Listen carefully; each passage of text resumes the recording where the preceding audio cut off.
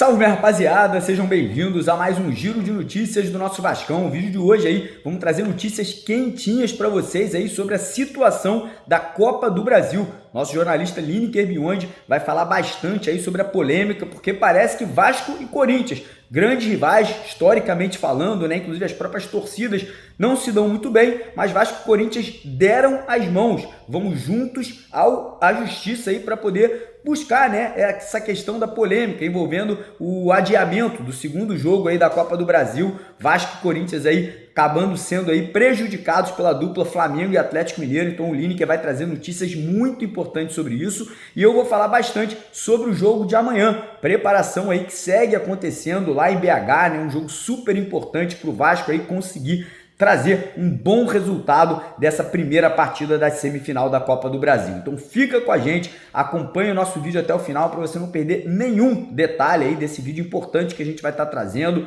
Fica aqui o convite para você que ainda não é inscrito no nosso canal, se inscrever lá embaixo naquele botão vermelho aqui. A gente está tentando chegar aí à marca dos 500 mil vascaínos no nosso canal e a sua inscrição é muito importante, então venha fazer parte da nossa família e quem puder também ajudar o nosso canal, deixando aquele like no vídeo e compartilhando o vídeo aí com o maior número de vascaínos nas suas redes sociais, nos seus grupos de WhatsApp. A gente fica muito contente, muito feliz com a ajuda de vocês. Combinado? Então eu vou começar o vídeo falando um pouquinho sobre o jogo de amanhã, a preparação do Vasco para a primeira partida da semifinal da Copa do Brasil e depois o Lineker vai participar com a gente aí falando, né, sobre essa união entre Vasco e Corinthians na justiça para buscar o adiamento, né, a anulação da remarcação do segundo jogo aí da semifinal. Mas enfim, o Vasco tá em BH, o Vasco jogou domingo contra o Cruzeiro, empatamos por 1-1, o Vasco ficou por lá, né? Até porque o jogo já é amanhã, não fazia muito sentido, logisticamente falando, voltar para o Rio, cansaço de viagem, jogadores teriam ali que, ter que ficar indo e voltando de um lugar para o outro, então o Vasco ficou por lá e é até bom para o grupo continuar unido, focado. A gente teve um desfalque muito importante que é o David, né? Acabou tendo uma lesão muito séria no joelho, não vai poder jogar, só volta a vestir a camisa do Vasco depois do Campeonato Carioca do ano que vem. O David teve a mesma lesão que o Jair e o Paulinho, né? Rompeu o ligamento cruzado do joelho direito, então uma recuperação lenta, vai passar por cirurgia. O Vasco que também não contará com o atacante Ryan, que levou um cartão vermelho na última partida da Copa do Brasil contra o Atlético Paranaense, ou seja, o Vasco vai ter dois atacantes que eram considerados titulares não podendo atuar nesse jogo de amanhã. Porém, o Vasco tem ali algumas soluções, né? O Rafael Paiva hoje tem ali no mínimo 3 a 4 jogadores que podem entrar e podem somar aí como titulares nessas próximas partidas.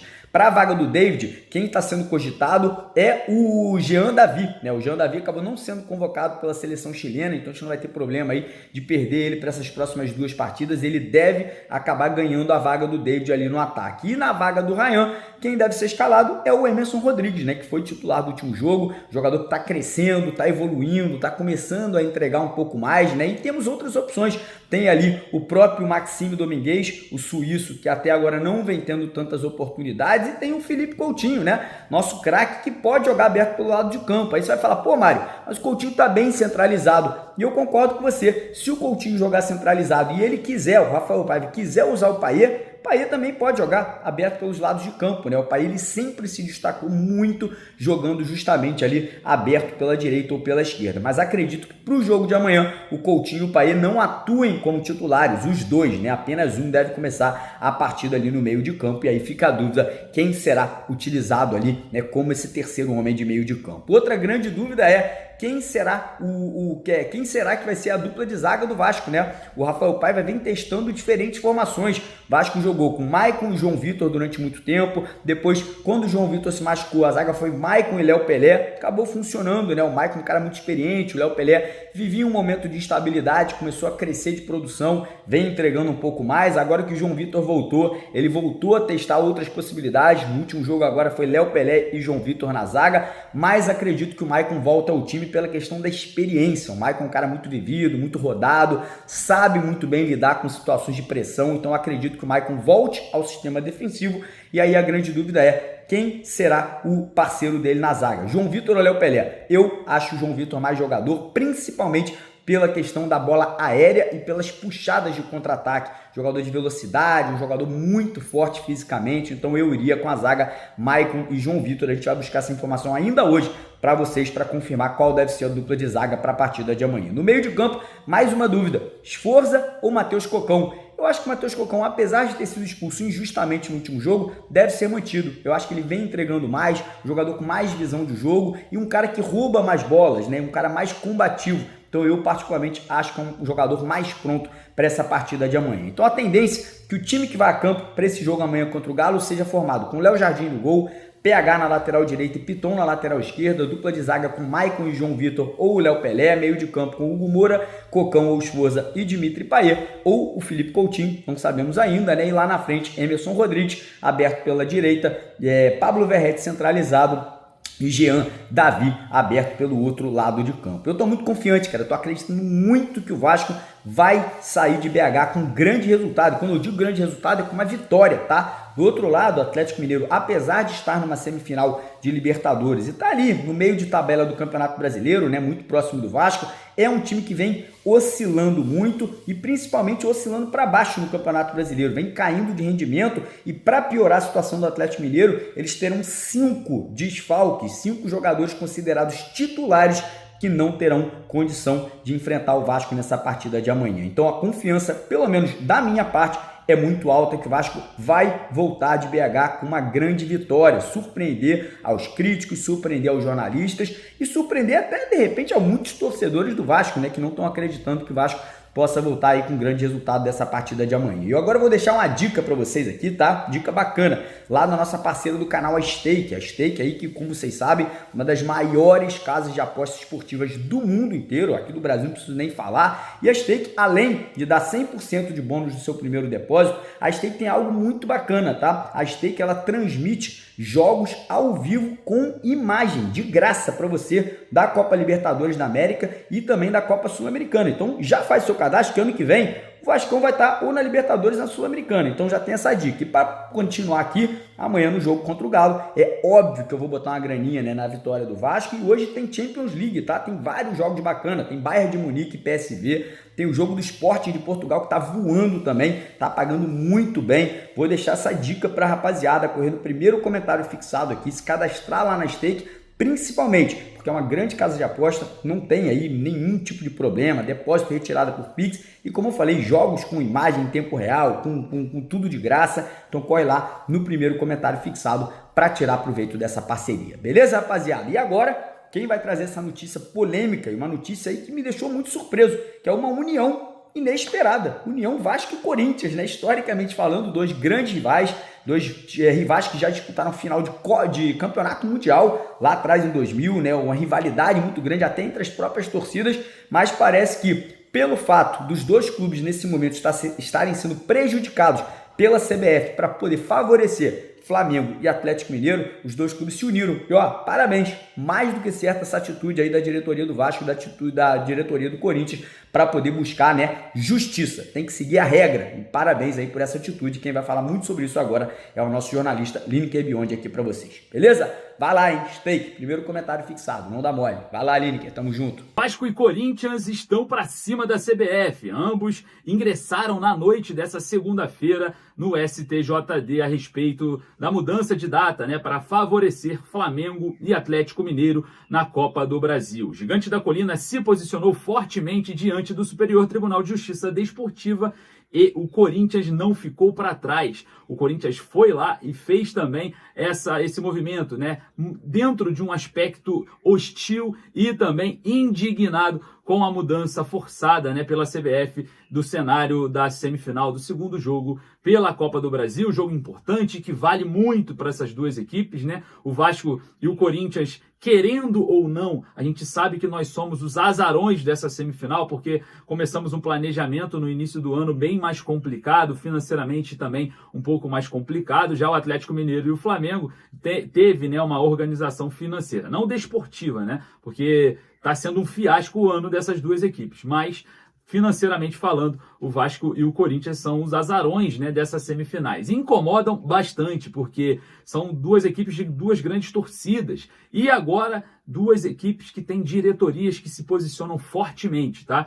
Observando a movimentação do Pedrinho a respeito dessa mudança de datas, parece que o presidente do Corinthians também fez a mesma movimentação, exatamente.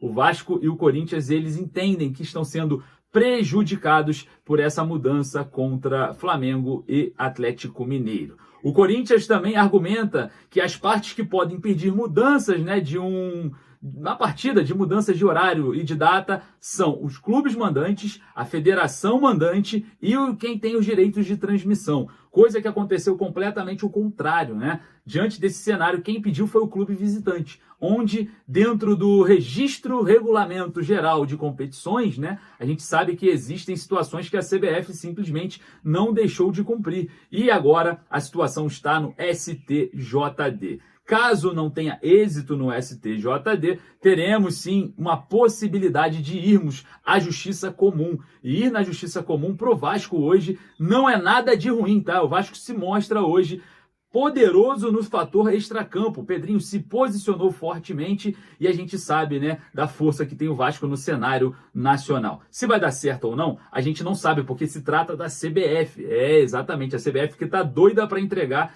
esse título da Copa do Brasil para o Flamengo, e a gente já vê essas movimentações acontecendo nos bastidores, né? E claro, vamos ter que ficar de olho, porque o garfo, meus amigos, vai rolar. Então, já estamos indo para BH hoje, né, fazendo o nosso translado, chegando na capital mineira para acompanhar em loco Atlético Mineiro e Vasco. E vamos acompanhar tudo. Se tiver absurdo de arbitragem, nós iremos agir da forma que vocês estão acostumados, né? Vocês já sabem que a gente vai brigar pelo Vasco até o fim. Então, meus amigos, vamos estar em loco fazendo aí a nossa cobertura, entrando ali na zona mista, na coletiva, e tudo vai ser exposto se tiver sacanagem.